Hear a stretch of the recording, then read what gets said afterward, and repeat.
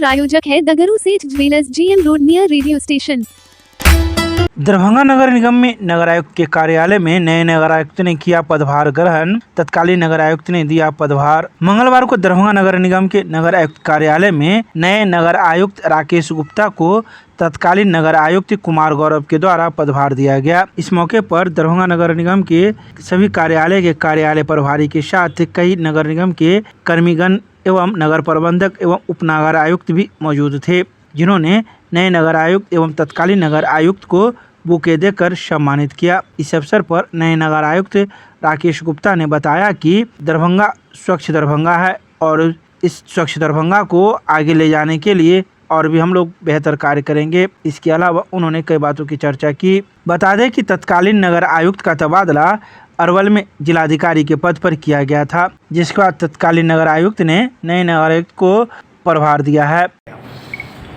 बहुत अच्छा लग रहा है। आज हम लोगों ने प्रभार लिया है और पुराने वाले नगर आयुक्त से सारी चीज़ों के बारे में जानकारी प्राप्त हुई है और उनके द्वारा जो बताया गया है, जो फीडबैक है, उसके आधार पर हम लोग नए तरीके से दरभंगा नगर निगम में काम करेंगे और प्रयास करेंगे कि स्वच्छ दरभंगा को और हम लोग आगे ले चलें और जितने भी काम लेकर रहे हैं उसको भी हम लोग त्वरित गति से आगे बढ़ाएंगे। सर, आपको दरभंगा का पुराना अनुभव रहा है, ठीक है, उसको भी हम लोग यूज़ करेंगे। तो हम लोग नए तरीके से काम करना है, उस पर ही हम लोग काम करेंगे अभी और प्रयास करेंगे कि नगर निगम को हम लोग नई ऊंचाई तक ले जाएं। धन्यवाद।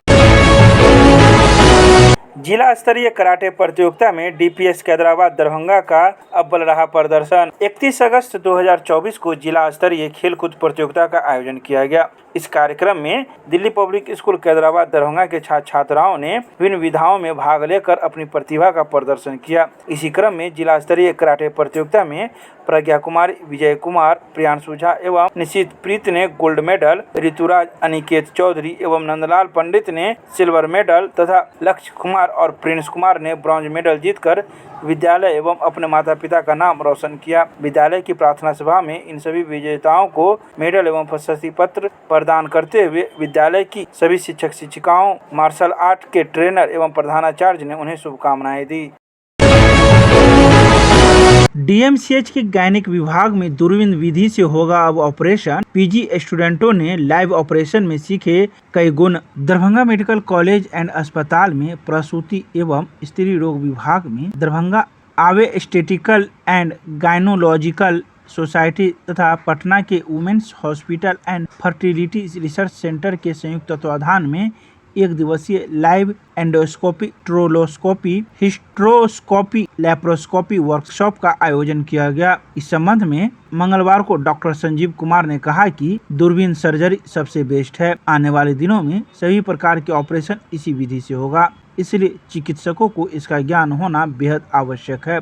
इसके अलावा उन्होंने कई बातों की जानकारी दी। ये बहुत ही कॉमन विधि है। जैसे हर लेमैन को पता है कि दूरबीन सर्जरी बहुत अच्छी चीज़ इसलिए होती है कि मरीज को अस्पताल में कम समय में रुकना पड़ता है, पेट पे काट-पीट नहीं होती है, मामूली सा छेद के द्वारा ये पूरी की पूरी ऑपरेशन हो जाती है, ब्लड का लॉस कम होता है। तो हम लोग जो बात कर रहे हैं वो गायनी इंडोस्कोपी की बात, उसमें दो हिस्सा हुआ, एक हिस्ट्रोस्कोपी है, दूसरा लेप्रोस्कोपी है। ये दोनों ही विधि महिलाओं में बच्चेदानी, अंडेदानी और ट्यूब संबंधी कोई भी बीमारी को लेकर के करते हैं हम लोग। जिसमें जो बच्चेदानी के अंदर दूरबीन डालते हैं तो उसको हिस्ट्रोस्कोपी कहते हैं, जो पेट में दूरबीन डालते हैं उसको लेप्रोस्कोपी कहते हैं। तो आज की इरा में जैसे गॉल ब्लैडर निकलता है उसी तरह से दूरबीन से बच्चेदानी निकलती है, या अंडेदानी में कोई सिस्ट है तो वो भी दूरबीन से निकलती है, बच्चेदानी में कोई रसौली हो, बड़ी रसौली जिसको हम लोग फाइब्रॉइड कहते हैं, वो भी दूरबीन से निकलती है। मतलब पेट पे मामूली सा 5 mm या 10 mm, अगर ऐसे समझिए तो पेंसिल के मोटाई का छेद, जिसमें कि हैंडी प्लास साट करके मरीज को रिलीज कर दिया जाता है। उसमें टाँके की भी कई बार ज़रूरत नहीं पड़ती, नहीं तो मैक्सिमम एक टाँका लगता। तो ये मरीज के लिए एक तरह से कहा जाए तो गिफ्टेड सर्जरी है, वरदान है। ऑपरेशन अगर हो तो दूरबीन से ही हो। और आज के दौर में हर गायनिकोलॉजिस्ट को बच्चेदानी के अंदर हिस्ट्रोस्कोपी या पेट के अंदर लेप्रोस्कोपी वाली सर्जरी जानने की ज़रूरत है, जिसमें डॉक्टर पूजा महासेठ जो हेड ऑफ़ द डिपार्टमेंट हैं अभी DMCH में, मैडम का बहुत सहयोग था और बहुत सारे जो PG SR हैं वो भी इस चीज़ को इसके बारे में ट्रेन हुए और ये सबको जानने की ज़रूरत है। अब इसके बिना आगे का गैनी या कोई भी ऑपरेशन की विधि नहीं चलेगी, दूरबीन करना ही करना। सर, इस ऑपरेशन के बाद क्या होगा? इसमें 2-3 फायदे हैं। एक तो एक सामान्य ऑपरेशन का मतलब कि जैसे गाल ब्लाडर में है तो गाल ब्लाडर निकला, तो बच्चेदानी में दोष है या गोला है तो गोला निकला। लेकिन इसमें एक सेगमेंट है जिसको हम लोग फर्टिलिटी इन्हांसिंग सर्जरी कहते हैं या करेक्टिव सर्जरी कहते हैं, जिसमें बच्चेदानी के अंदर कुछ दोष है, ट्यूब में कुछ दोष है, उसको ठीक करते हैं। जैसे अभी कई मरीजों का बच्चेदानी के अंदर ट्यूब बंदी थी तो उसको कॉर्नुअल कैनुलेशन करके हमने ट्यूब को खोला, तो और बच्चेदानी के बीच में दीवार थी जिसको सेप्टम बोलते हैं, सेप्टल रिसेक्शन किया गया। तो ये सर्जरी प्री रिक्विजिट भी है, नहीं तो उनको 3-4 बार बच्चा लॉस हो चुका था। सेप्टम हटाने के बाद अब वो घर बच्चा ठहरने का बिल्कुल बढ़िया हो गया। तो उसमें लोग आगे IVF के बिना भी बच्चा कर सकते हैं, क्योंकि अगर ट्यूब बंद रहता तो IVF के अलावा कोई दूसरा चारा नहीं था। अगर एक भी ट्यूब खुल गया दूरबीन से करने के बाद, और हमारा अपना जो एक्सपीरियंस है, अगर 100 लोगों को हम ट्यूब खोलने का प्रयास करते हैं बच्चेदानी या HSG में ट्यूब की बंदी को, तो 100 में 80 लोग का कम से कम ट्यूब खुलता है। ये बहुत बड़ी संख्या है। यानी अगर ये ट्यूब नहीं खुलता तो वो 80 भी IVF के लिए कैंडिडेट होते, तो वो IVF से नॉन IVF जो बहुत ही सस्ता होता है। तो हम चाहते हैं कि ये चीज़ें हर जगह डिस्ट्रिक्ट टाउन उसके ब्लॉक लेवल तक गायनेकोलॉजिस्ट करें और मरीजों को इसका फ़ायदा मिले। आंधे मूंधे IVF से बचने में भी मदद करें। ससमय भुगतान नहीं होने पर जिला परिषद के आक्रोशित कर्मियों ने कार्यालय के समक्ष किया धरना प्रदर्शन। जिला परिषद कर्मचारियों को कई महीने से ससमय वेतन भुगतान नहीं होने के कारण मंगलवार से जिला परिषद कार्यालय के समक्ष धरना पर बैठ गए। धरना पर बैठे सभी कर्मियों ने एक स्वर में कहा कि जब तक हमें भुगतान नहीं हो जाता तब तक हम लोग कलम बंद कर अनिश्चितकालीन हड़ताल पर बैठे रहेंगे। दरअसल दिनांक 2 सितंबर 2024 को जिला परिषद कर्मचारी संघ के द्वारा आहूत बैठक में लिए गए निर्णय के आलोक में निर्धारित तिथि के अनुसार आज से कलम बंद कर अनिश्चितकालीन हड़ताल पर बैठ गए हैं।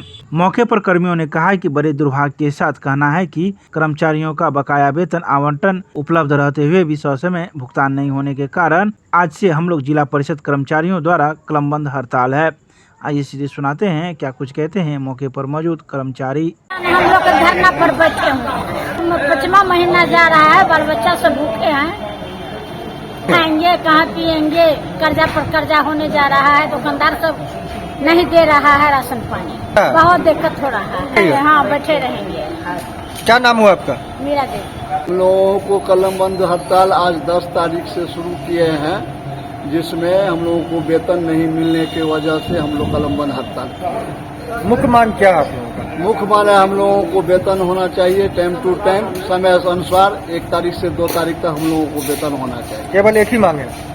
और हम लोगों को मांग है जो सही सलामत हम लोगों को वेतन देते हुए, और जो भी कोई तरह का मुद्दा है सारा मुद्दा हम लोगों को समाधान किया जाए। लगभग कब से आप लोग को वेतन नहीं मिल रहा? हम लोगों को लगभग 5 महीना से वेतन नहीं मिला है। कितने कर्मचारी ऐसे जिनको वेतन नहीं मिल रहा? किसी भी कर्मचारी को वेतन नहीं मिला है, और जो संविदा कर्मचारी भी हैं उन लोगों को भी वेतन नहीं मिला है। लगभग कितने ऐसे कर्मचारी हैं जिनको वेतन चाहिए? करीबन 35 कर्मचारी हैं जिनको वेतन नहीं मिला है। किस तरह के आप लोग कर्मचारी हैं? हम लोग जिला परिषद के कलर के हैं, कर्मचारी सब है, IT से कंप्यूटर सेशन से भी कर्मचारी हैं, सफाई कर्मी हैं। क्या नाम हुआ आपका? निरंजन कुमार राय। तो ये अनिश्चितकालीन है, तो क्या आप लोग का जब तक मांग पूरा नहीं होगा बैठे रहेंगे? जब तक मांग पूरी नहीं होगी तब तक हम लोग बैठे रहेंगे, तब तक कलम बंद हड़ताल में रहेंगे। आगे अभी सोचनीय बात है कि अगर वेतन हो जाएंगे तो हम लोग आगे कुछ नहीं करेंगे, अगर कोई तरह की बात होगी तो आगे भी बढ़ सकते हैं। बिहार राज्य खेल प्राधिकरण पटना तथा जिला प्रशासन दरभंगा के संयुक्त तत्वाधान में राज्य स्तरीय विद्यालय कबड्डी अंडर 19 बालिका प्रतियोगिता का किया गया आयोजन। बिहार राज्य खेल प्राधिकरण पटना तथा जिला प्रशासन दरभंगा के संयुक्त तत्वाधान में राज्य स्तरीय विद्यालय कबड्डी अंडर 19 बालिका प्रतियोगिता का उद्घाटन बिहार स्पेशल आर्म्ड पुलिस 13 के परिसर में किया गया, जिसमें मुख्य अतिथि के रूप में कमांडेंट रामानंद कुमार कौशल, बिहार राज्य कबड्डी संघ के अध्यक्ष कुमार विजय, DSP दिलीप झा, दरभंगा जिला कबड्डी संघ के अध्यक्ष संजय सिंह उर्फ पप्पू सिंह, जिला परिषद सदस्य सुजाता कुमारी पान सहित कई लोग मौजूद थे। अतिथियों का स्वागत जिला खेल पदाधिकारी श्री परिमल ने मिथिला परंपरा अनुसार किया, जिसमें उन्होंने पाक चादर एवं जल जीवन हरियाली का प्रतीक पौधा प्रदान किया। तो वहीं जिला खेल पदाधिकारी ने कहा कि राज्य स्तरीय अंडर 19 बालिका कबड्डी प्रतियोगिता 15 सितंबर तक चलेगी, जिसमें बिहार के विभिन्न जिलों से खिलाड़ी आए हैं। मिथिला विश्वविद्यालय में व्याप्त भ्रष्टाचार, शैक्षणिक अराजकता को लेकर अखिल भारतीय विद्यार्थी परिषद के कार्यकर्ताओं ने किया प्रदर्शन। मंगलवार को मिथिला विश्वविद्यालय में अखिल भारतीय विद्यार्थी परिषद के कार्यकर्ताओं के द्वारा विश्वविद्यालय में व्याप्त भ्रष्टाचार, शैक्षणिक अराजकता को लेकर कार्यकर्ताओं ने प्रदर्शन किया। इस प्रदर्शन में मधुबनी के भी कार्यकर्ता भी शामिल हुए, जिन्होंने व्याप्त भ्रष्टाचार, शैक्षणिक अराजकता, नामांकन में मनमानी, फीस वसूली व परीक्षा परिणाम में निरंतर व्यापक त्रुटियों को लेकर विश्वविद्यालय मुख्यालय में आक्रोश मार्च एवं धरना प्रदर्शन किया गया। धरना उपरांत कुलपति की मुख्यालय में अनुपस्थिति प्रतिनिधिमंडल द्वारा कुलसचिव को मिथिला विश्वविद्यालय में छात्र हित के संबंध में 15 सूत्री मांग पत्र को सौंपा गया और जल्द से जल्द उसे पूरा करने का भी उन्होंने कुलसचिव से आश्वासन प्राप्त किया। तो वहीं कुलसचिव ने आश्वासन देते हुए कहा कि जल्द ही जो भी मांगे पूरी होनी होगी वह कर दी जाएगी।